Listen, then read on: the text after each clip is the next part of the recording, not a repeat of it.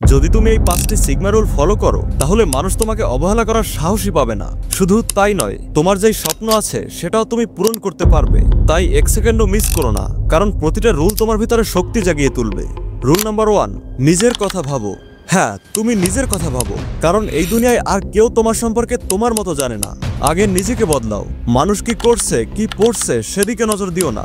তুমি সোশ্যাল মিডিয়াতে যখন দেখো আজকে এই লোক গাড়ি কিনলো, নতুন জামা কিনলো, বিদেশ ভ্রমণে গেল, এসব দেখলে তোমার মন খারাপ হবেই। মনে হবে শুধু তুমিই পিছিয়ে আছো। তাই যত কম এগুলো দেখবে তত ভালো থাকবে এবং ডিমোটিভেট হবে না।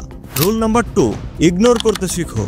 যদি তোমার বয়স 18 থেকে 25-এর মধ্যে হয়, এই সময় বেশিরভাগ মানুষ নিজেদেরকে নিয়ন্ত্রণ করতে পারে না আর মেয়েদের পিছনে ছুটে চলে। সাময়িক সুখের জন্য তারা পুরো জীবনটাকে বাজি ধরে ফেলে। তোমার ভিতরে এমন অ্যাটিটিউড রাখো যেন মেয়ে যতই সুন্দর হোক না কেন তুমি মুহূর্তেই তাকে ইগনোর করতে পারো। যেদিন থেকে এটা শিখে যাবে সেদিন থেকেই তোমার অর্ধেক সমস্যা মিটে যাবে।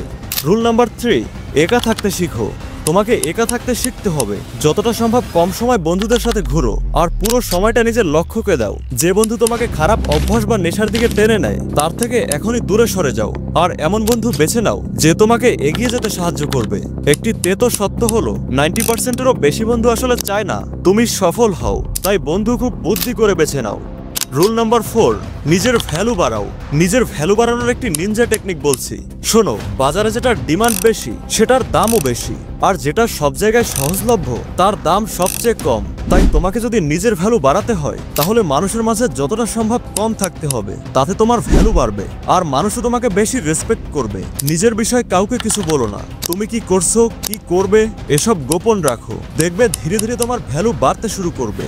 রুল নাম্বার 5, রিস্ক নাও।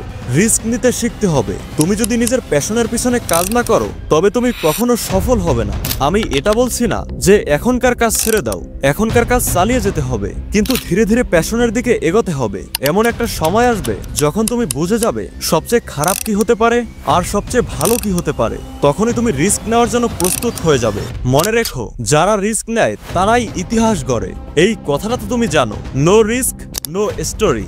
আর যদি ব্যর্থ হও তবুও তোমার অভিজ্ঞতা হয়ে যাবে। যদি তুমি এই রুলসগুলো ফলো করো তাহলে দেখবে তুমি অন্যদের থেকে আলাদা হয়ে গেছো আর মানুষ তোমাকে রেসপেক্ট করতে শুরু করবে।